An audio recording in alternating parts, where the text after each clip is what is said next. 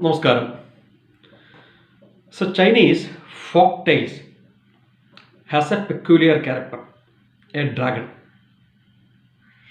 Chinese Communist Party adopted this dragon as their national symbol. The dragon in Chinese folk tales is an unpredictable character because its emotions and actions have no logic or reasons. Sometimes it cries, but the very next moment it hugs you with love and affection. All of a sudden, it can take an aggressive shape and throw fireballs from its mouth. In fact, this unpredictable dragon represents the characteristics of international communism. Communist Party came to power in China and in various countries, selling a dream of uplifting the people from the poverty and implementing a socialist order in their society. This in fact inspired and attracted millions and millions across the globe into communism. But the last 100 years of communist history gives us a totally different picture. Wherever communism was implemented, it only gave poverty to its people.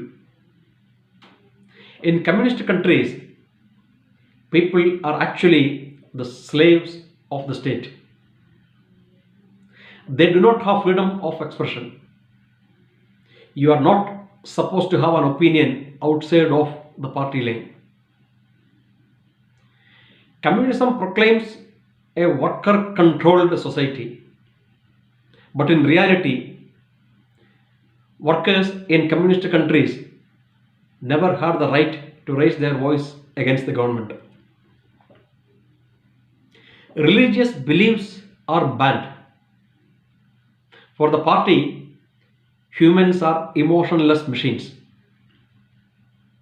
The only belief that you are allowed to have is the belief in the Communist Party. Communism have no faith in democratic values. Wherever communism was implemented, it always damaged the traditional value system that existed in that country. Wherever Communist Party came to power, they were involved in mass massacre of their own people. Communist Party talks against the imperialism, but communist countries are brutally imperial than any other capitalist countries in the world. Communist countries are a closed world. People there are ignorant about what is happening in their own country and in the world. By the later part of 80s, Soviet Union was in a pathetic condition, but world never knew it. Russian Communist Party was the biggest business organization. Party was running more than 5,000 multi-story business complexes.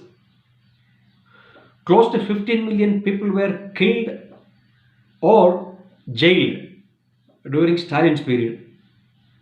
Most of them were farmers who opposed the nationalization of their private properties.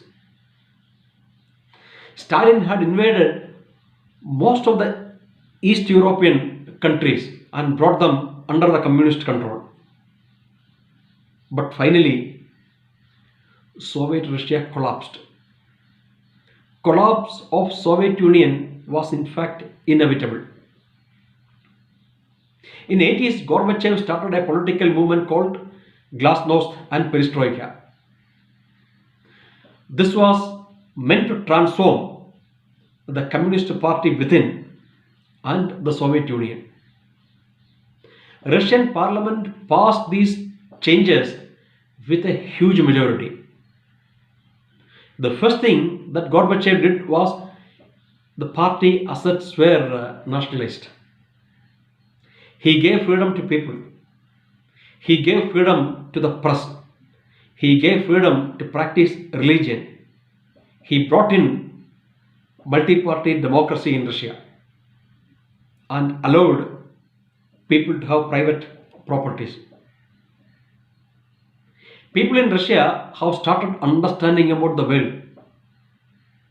The enthusiasm that people showed in overthrowing the statues of Lenin, Stalin, and Karl Marx showed how much they hated the Communist Party.